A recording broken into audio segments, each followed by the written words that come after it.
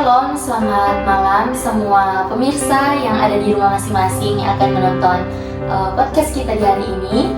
Jadi saat ini kita akan membawa podcast yang bertemakan mari mengenal Martin Luther dan Johannes Calvin. Namun sebelum membahas lebih dalam, kita akan memperkenalkan diri satu persatu. Saya selaku moderator, saya Gabriela Siwu. Perkenalkan, nama saya Saglio Gatijani Mungkol dengan NIM 71-2023-056.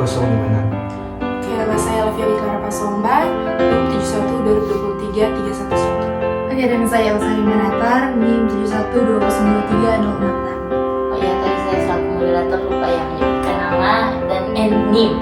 Jadi NIM saya sendiri itu 71-2023-092. Nah, sebelum kita mengenal lebih dalam, mari kita terlebih dahulu mengenal secara singkat biografi Martin Luther dan juga Johannes Calvin. Jadi Martin Luther ini lahir pada 10 November 1483 dan dia meninggal pada 18 Februari 1546. Jadi Martin Luther ini adalah seorang profesor teologi, komponis, imam, dan rahib yang berkebangsaan Jerman. Serta dia adalah seorang tokoh yang berpengaruh dalam reformasi Kristen. Nah, yang selanjutnya yaitu ada Johannes Calvin. Jadi dia lahir pada 10 Juli 1509 dan dia meninggal pada 27 Mei 1564. Nah, Johannes Calvin sendiri adalah seorang teolog, pendeta dan reformator Prancis di Jenewa selama reformasi Protestan berlangsung. Nah, jadi ada beberapa yang akan saya tanyakan selaku moderator. Jadi pertanyaan yang pertama itu tentunya kan dalam reformasi Kristen tentu ada peran-peran penting dalam tokoh-tokoh dan yang akan kita bahas yaitu sekarang tokoh Martin Luther dan juga Johannes Calvin. Nah, yang akan saya tanyakan, apa sih peran penting yang dilakukan oleh Luther juga Calvin dalam reformasi Protestan? Bisa dijawab? Ya, jelas bahwa peran Calvin dan juga Luther ini sangat besar karena pada konteks abad ke-16 mereka berdua ini sama-sama menentang akan kesalahan dari suatu oknum. Mereka menekankan akan pentingnya agama yang di dalamnya itu harus mengutamakan Alkitab. Itu dia.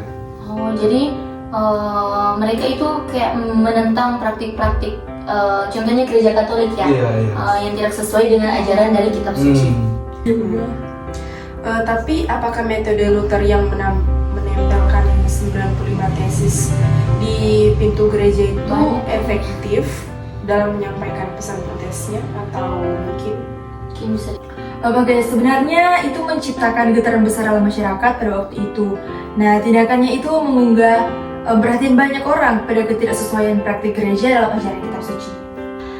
Jadi yang bisa kita dapat dalam podcast malam ini yaitu kita sebagai orang Kristen diajarkan mengasihi dan menghormati. Selayaknya kita menghormati setiap agama dan aliran-aliran yang berbeda.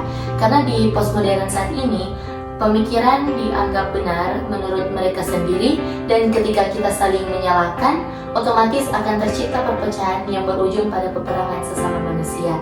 Saya dan teman-teman saya pamit undur diri. Terima kasih, Shalom. Bye.